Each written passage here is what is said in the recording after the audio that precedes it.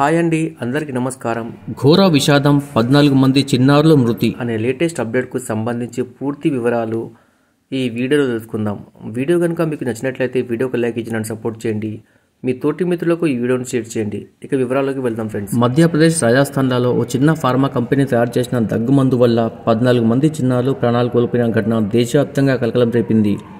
తక్కువ ధరకు మందులు అమ్ముతూ వైద్యులు దుకాణదారులకు అధిక కమిషన్లు ఇస్తూ మార్కెట్లో స్థిరపడాలని చూసిన కంపెనీ నాణ్యత ప్రమాణాలను పక్కన పెట్టినట్లు ఆరోపణలు వెలువెత్తున్నాయి. విషపూరిత రసాయనాలు బయటపడ్డాయి. మధ్యప్రదేశ్లోని చింద్వారాలో పిల్లలకు ఇచ్చిన కోల్డ్రీఫ్ సిరప్ ల్యాబ్ పరీక్షలో డైథిలిన్ గ్లైకాల్, ఎథిలిన్ గ్లైకాల్ అనే ప్రమాదకర రసాయనాలు ఉన్నట్లు తేలింది. ఈ సిరప్ తమిళనాడులోని కాంచీపురంలోని స్ట్రేసన్ ఫార్మా కంపెనీలో తయారైంది. సాధారణంగా ఈ రసాయనాలు పెయింట్లు, బ్రేక్ ఫ్లూయిడ్స్, ప్లాస్టిక్ తయారీలో వాడతారు.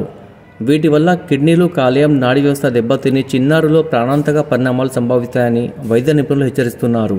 డాక్టర్ అరెస్టు, కంపెనీపై కేసు. ఈ ఘటనలో బాధ్యత వహించిన ప్రభుత్వ వైద్యుడు ప్రవీణ్ సోనీని చింద్వారా పోలీసులు అరెస్ట్ చేశారు. ప్రైవేట్గా ప్రాక్టీస్ చేస్తూ చిన్నారులకు ఈ సిరప్ సూచించినట్లు అధికారులు తెలిపారు.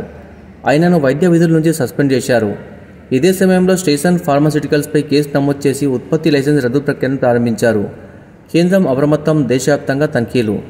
చిన్నారుల మృతి ఘటనపై కేంద్ర ఆరోగ్య శాఖ కదిలింది. అన్ని రాష్ట్రాల ఔషధ నియంత్రణ అధికారులతో వీడియో కాన్ఫరెన్స్ నిర్వహించి దగ్గు మందులు తయారు చేసే యూనిట్లలో తక్షణ తనిఖీలు చేపట్టాలని ఆదేశించింది. రాష్ట్రాలు ఇప్పటికే తనిఖీలకు రంగం సిద్ధం చేస్తున్నాయి. Subscribe for more videos. Thanks for watching friends.